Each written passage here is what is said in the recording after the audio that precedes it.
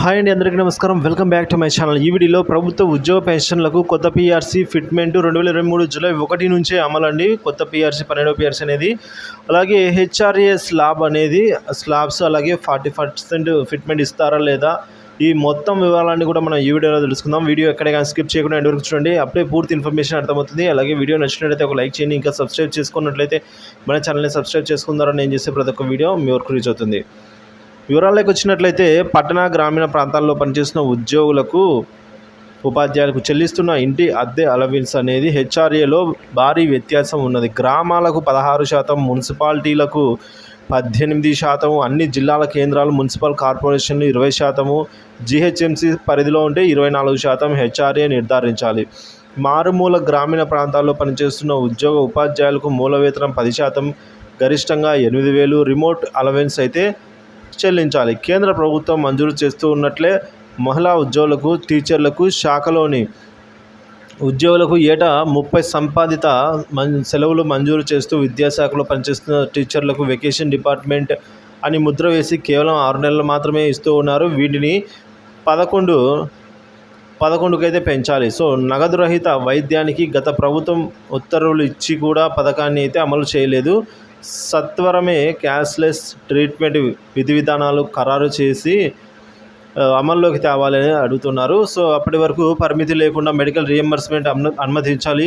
KGBV అలాగే URS మరియు సమగ్ర అభియాన్లో పనిచేస్తున్న ఉద్యోగులకు మినిమం టైం స్కేల్ ఇవ్వాలి. మోడల్ స్కూల్లో పనిచేస్తున్న ఉపాధ్యాయులు మరణిస్తే కుటుంబాలు రోడ్డున పడుతున్నాయి.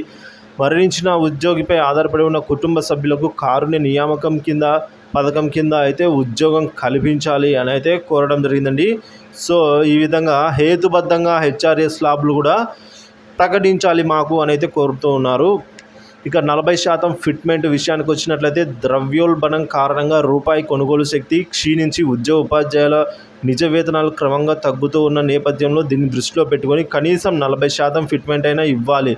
5 రాష్ట్రాల్లో కాంట్రిబ్యూటరీ పెన్షన్ స్కీమ్ ఎత్తివేశారు. మన రాష్ట్రం ప్రభుత్వం సిపిఎస్ రద్దు చేస్తామని ఉద్యోగులకు హామీ కూడా ఇచ్చింది. సో పే రివిజన్ కమిటీ ప్రభుత్వానికి ఈ మేరకు సిఫార్సులు కూడా చేయాలి. విద్యాశాఖలో పనిచేస్తున్న ఉపాధ్యాయులు 20-25 ఏళ్ళ సర్వీస్ పూర్తి చేసినా కనీసం ఒక్క ప్రమోషన్కి కూడా నోచుకోవడం లేదు. దీన్ని దృష్టిలో పెట్టుకొని అప్రయత్న పదోన్నతి స్కేళ్లను 5, 10, 15 ఏళ్ళు, 25 సంవత్సరాలుగా అయితే మార్చాలి. 25 సంవత్సరాల సర్వీస్కి ఎస్ఎస్పి 2B స్కేల్ మంజూరు చేయాలి.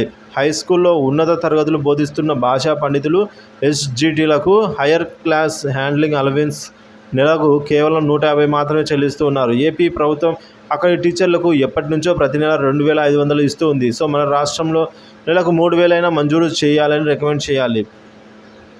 గ్రాడ్యుటీ విషయానికి వచ్చినట్లయితే 28 లక్షలకు పెంచాలని కోరడం జరిగింది. 2016 నుంచి కేంద్ర